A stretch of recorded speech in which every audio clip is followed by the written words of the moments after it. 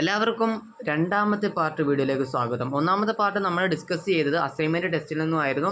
എന്നാൽ ഇന്ന് മുതൽ ഈ ഒരു പാർട്ട് മുതൽ തന്നെ നമ്മൾ നിമിയുടെ ക്വസ്റ്റ്യൻ തന്നെ ഫോളോ ചെയ്യുകയാണ്. ഈ ഒരു സീരീസ് നിങ്ങൾ കണ്ടു തീർക്കുന്നതോടുകൂടിയിട്ട് ട്വിറ്ററിൽ ഒരുവിധ മാർക്കുകളെല്ലാം സ്കോർ ചെയ്യാം. പക്ഷേ നമ്മളിപ്പോൾ ചെയ്യുന്നത് PSCയുടെ ഒരു ട്രേഡ്സ്മാൻ പോലെയുള്ള എക്സാമുകളുടെ സിലബസ് ബേസ് ചെയ്താണ്. അതുകൊണ്ട് ITA പഠിക്കുന്ന ഉദ്യോഗാർത്ഥികൾക്ക് ഒരുവിധം എല്ലാ പ്രധാനപ്പെട്ട ക്വസ്റ്റ്യൻസും ഈ ഒരു സീരീസ് കണ്ടാൽ കിട്ടും.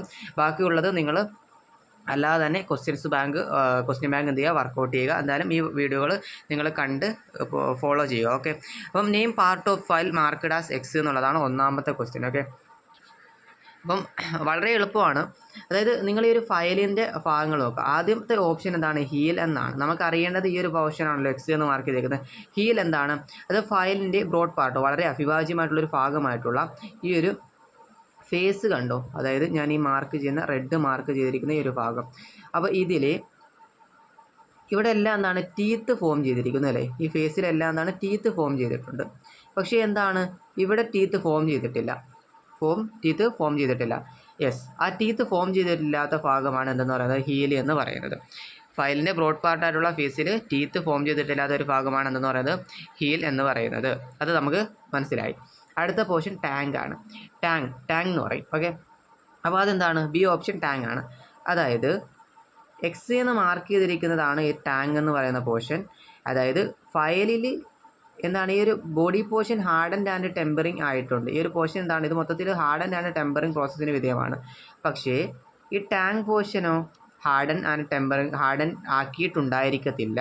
അതും എക്സാമിന് ചോദിക്കുന്ന ചോദ്യമാണ്. ഹാർഡൻ ആക്കാത്ത പോർഷനാണ് ടാങ്ക് എന്ന് പറയുന്നത്. ഓക്കെ, അതുപോലെ തന്നെ ഫയലിലെ തിൻ ആയിട്ടുള്ളൊരു പോർഷൻ കൂടിയാണ്. ഓക്കെ, നെക്സ്റ്റ് പാർട്ട് എന്ന് പറയുന്നത് ഏതാണ്? ഫെറൂൾ എന്ന് പറഞ്ഞു കാണിച്ചിട്ടുണ്ട്. ഫെറൂൾ എന്താണ്?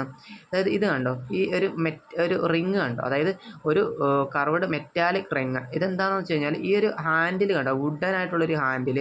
ഈ ഹാൻഡിലിനെ എന്താണ്? ഡാമേജിൽ നിന്നൊക്കെ പ്രൊട്ടക്റ്റ് ചെയ്യുന്ന, സ്ക്രാച്ച് ആവാതെയൊക്കെ പ്രൊട്ടക്റ്റ് ചെയ്യുന്ന ഒരു മെറ്റാലിക് റിങ്ങിൻ്റെ പേരാണ് എന്ത് എന്ന് പറയുന്നത്? ഈ മെറ്റാലിക് റിങ്ങിൻ്റെ പേര് എന്താ പറയുന്നത്? ഒരു ഫെറൂൾ എന്ന് പറയുന്നത്. ഓക്കെ, അത്രയേ ഉള്ളൂ. അടുത്തത് ഫയൽ ലെങ്ത് എന്ന് പറഞ്ഞിട്ട് എന്താണ്? ഇതാണ് ടിപ്പ് ഓർ പോയിൻ്റ്. ഇതാണ് ടിപ്പ് ഓർ പോയിൻ്റ്. ഈ ടിപ്പ് ഓർ പോയിൻ്റ് മുതൽ ഈ ഹീല് വരെയുള്ള ഈ ഒരു പോർഷനാണ് ലെങ്ത്. ആ ഒരു അത്രയും ഭാഗമാണ് ലെങ്ത് എന്നറിയപ്പെടുന്നത്. ഓക്കെ, നെക്സ്റ്റ് ക്വസ്റ്റ്യനിലേക്ക് നോക്കാം. What is the use of try square? Okay, try square നമുക്കറിയാം. ട്രൈ സ്ക്വയർ എന്ന് പറയുന്നത് കൃത്യമായിട്ട് ഇങ്ങനെ ഒരു ഇതായിരിക്കും. ഓക്കെ, അപ്പോൾ ഇതെന്ന് പറയുന്ന സ്റ്റോക്ക് ആയിരിക്കും, ഇതെന്ന് പറയുന്ന ബ്ലേഡ് ആയിരിക്കും. ഇവിടെ എന്തായിരിക്കും? 90 ഡിഗ്രി ഒരു ആംഗിൾ ഉണ്ടായിരിക്കും. ഓക്കെ, അപ്പോൾ നമുക്കറിയാം, നമുക്കൊരു വർക്ക് പീസ് എന്ത് ചെയ്യണം? ഇതാണ് ഒരു വർക്ക് പീസ്. ഈ ഒരു വർക്ക് പീസിൻ്റെ ഈ ഒരു 90 ഡിഗ്രി ചെക്ക് ചെയ്യണം, റൈറ്റ് ആംഗിൾ ചെക്ക് ചെയ്യണമെന്നുണ്ടെങ്കിൽ ഏതാണ് യൂസ് ചെയ്യുന്നത്? ഒരു ട്രൈ സ്ക്വയർ യൂസ് ചെയ്ത് ഇത് ചെക്ക് ചെയ്യാൻ പറ്റും അല്ലേ? അതായത് റൈറ്റ് ആംഗിൾ ചെക്ക് ചെയ്യാൻ വേണ്ടിയിട്ടാണ് യൂസ് ചെയ്യുന്നത്. ഇത് വെച്ച് മെഷർ ചെയ്യില്ല, ചെക്കിങ് ഇൻസ്ട്രുമെൻ്റ് ആണ്. ഓക്കെ, അതുപോലെ തന്നെ നമുക്ക് ഫ്ലാറ്റ്നെസ് ചെക്ക് ചെയ്യാം, സ്ക്വയർനെസ് ഒക്കെ ചെക്ക് ചെയ്യാനായിട്ട് വരും. Squareness 90 degree right angle. Okay, ഇതിൽ നിന്ന് സ്റ്റേറ്റ്മെൻറ്റ് ടൈപ്പ് ക്വസ്റ്റ്യൻസ് എക്സ്പെക്റ്റ് ചെയ്യാവുന്നതാണ്. അടുത്തത് വിച്ച് മാർക്കിമീഡിയസ് പോയിസണസ് എന്നാണ് ചോദ്യം. Which മാർക്കിമീഡിയസ് poisonous?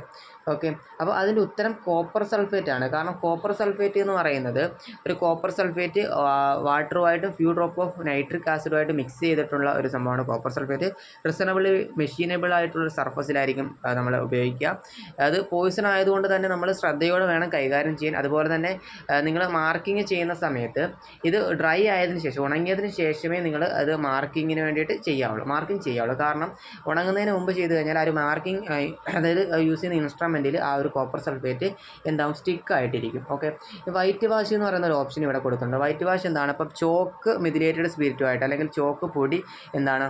നമ്മുടെ വാട്ടറുമായിട്ട് മിക്സ് ചെയ്തുകൊണ്ട്, അതായത് ലെഡ് പൗഡർ എന്തുമായിട്ടാണ്? ടെർഫിനേറ്റുമായിട്ടൊക്കെ മിക്സ് ചെയ്തുകൊണ്ടാണ് വൈറ്റ് വാഷ് നിർമ്മിക്കുന്നത്. റഫ് ഓറിഞ്ചിങ് ആൻഡ് കാസ്റ്റിംഗ് ഓക്സിഡൈസ്ഡ് സർഫസിലൊക്കെയാണ് യൂസ് ചെയ്യുന്നത്. ബ്രഷ് ബുൾ എന്ന് പറയുന്നത് റിസണബിൾ മെഷീനബിൾ ആയിട്ടുള്ളൊരു സർഫസിലായിരിക്കും കോട്ട് ചെയ്യുന്നത്. അതൊരു എന്താണ്? Blue based colour. ഓക്കെ, അത് ഒരു മിഥിലേറ്റഡ് സ്പിരിറ്റുമായിട്ട് മിക്സ് ചെയ്യുന്നു. സെല്ലുലോസ് ലാക്കൂറുമായിട്ട് ബന്ധപ്പെട്ടൊരു ക്വസ്റ്റ്യൻ പ്രധാനമാണ്. അതായത് ക്വിക്ക് ഡ്രൈ, അതായത് ഏത് മാർക്കിംഗ് മീഡിയമാണ് ഏറ്റവും വേഗത്തിൽ ഉണങ്ങുന്നത്, സെല്ലുലോസ് ലാക്വർ. അതുപോലെ കൊമേഴ്ഷ്യലി അവൈലബിൾ ആയിട്ടുള്ളൊരു മാർക്കിംഗ് മീഡിയം സെല്ലുലോസ് ലാക്വർ എന്ന് പറയുന്നതാണ്. ഓക്കെ, അടുത്തൊരു ചോദ്യം നോക്കിയാൽ which part of universal surface gauge hold. Universal surface gauge എന്ന് പറഞ്ഞു കഴിഞ്ഞാൽ നമ്മുടെ സർഫസ് ഗേജ് ആണെന്നുണ്ടെങ്കിൽ ഇതൊരു ബേസ് ബ്ലോക്ക് ആണെന്നുണ്ടെങ്കിൽ ഇവിടെ നിന്ന് എന്താണ് ഒരു സ്പിൻഡിൽ പോയിരിക്കുന്നു. പിന്നെ ഒരു സ്പിൻഡിലിനകത്ത് ഒരു സ്ക്രൈബർ അറ്റാച്ച് ചെയ്തിട്ടുണ്ട്. ഒരു എന്താണ് സ്ക്രൈബർ എന്താണ് സ്പിൻഡിലിന് അറ്റാച്ച് ചെയ്യുമോ? ഇല്ല. പിന്നെ ഒരു സ്നഗ് പ്രൊവൈഡ് ചെയ്തിട്ട് അതിനകത്തുനിന്നായിരിക്കും സ്ക്രൈബർ കൊടുക്കുക. എന്നാൽ യൂണിവേഴ്സൽ സർഫസ് ഗേജ് ആകുമ്പോൾ അതിനകത്തുള്ള വ്യത്യാസം എന്ന് പറഞ്ഞാൽ ബേസ് ബ്ലോക്കിനകത്ത് എന്താണ് ഗൈഡ് പിന്നും വി ഗ്രൂവും ഒക്കെ ഉണ്ടായിരിക്കും. അപ്പോൾ നമ്മുടെ ക്വസ്റ്റ്യൻ അതിൽ അത്രയും ഡെപ്തായിട്ട് പോകേണ്ട. ചോദ്യം ഇതാണ്, ഏത് യൂണിവേഴ്സൽ സർഫസ് ഗേജിൽ സ്ക്രൈബറിനെ ഹോൾഡ് ചെയ്യുന്നത് എന്താണ്? സ്നഗ് ആയിരിക്കും. യൂണിവേഴ്സൽ സർഫസ് ഗേജിലായിരുന്നാലും സ്ക്രൈബർ ഹോൾഡ് ചെയ്യുന്നത് സ്നഗ് എന്ന് പറയുന്ന പോർഷനിലാണ്. ഓക്കെ, അടുത്തൊരു ചോദ്യം നോക്കിയേ, what is the name of vise. ഈ ഒരു വൈസിൻ്റെ പേരാണ് ഇതെന്ന് പറയുന്നത്. ഇത് ഏത് വൈസാണ്? ഹാൻഡ് വൈസ് ആണല്ലേ, ഹാൻഡ് വൈസ് ആണ്. വളരെ ചെറിയൊരു വൈസാണ്. അതായത് ഇതിൻ്റെ ലെങ്ത് എന്ന് പറയുന്നത് ഏകദേശം ഒരു എത്രയേ വരുന്നുള്ളൂ, 125 മുതൽ 150 വരെ വരുന്നുള്ളൂ. അതുപോലെ ഇതിൻ്റെ വിഡ്ത്ത് ഓഫ് ദി ജാ എന്ന് പറയുന്നതോ 44 വരുന്നുള്ളൂ. ഓക്കെ, ഹാൻഡ് വൈസിൻ്റെത് യൂസ് ചെയ്യുന്നതെന്ന് പറഞ്ഞു കഴിഞ്ഞാൽ ഓർഡിനറി ബെഞ്ച് വൈസിൽ സ്യൂട്ട് ആവാത്തതായിട്ടുള്ള വർക്ക് പീസസ്, സ്മാൾ വർക്ക് പീസിനെ ഹോൾഡ് ചെയ്യാൻ വേണ്ടിയിട്ടാണ്.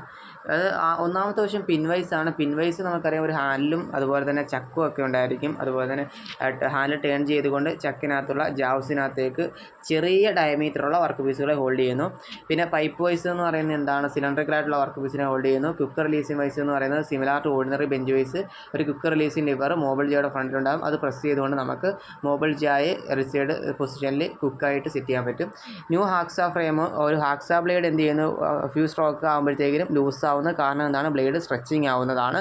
അടുത്തൊരു ചോദ്യം എന്ന് പറയുന്നത് വൈ ബ്രേക്കേജ് ഓഫ് ടീത്ത് ഒക്കെ easily vise having thin walled work piece start of cut. അതായത് ഒരു വർക്ക് പീസ്, ഇതൊരു വർക്ക് പീസ് ആണെന്നിരിക്കട്ടെ, ഇത് നമ്മൾ എന്ത് ചെയ്യുന്നു, ഇതൊരു തിന്നായിട്ടുള്ള വർക്ക് പീസാണ്. ഇത് ഞാൻ ഒരു ഹാക്സാ ബ്ലേഡ് ഉപയോഗിച്ചത് കട്ട് ചെയ്യാൻ പോയപ്പോഴത്തേക്കിനാണ് ഇത് ബ്രേക്കേജ് ആയി.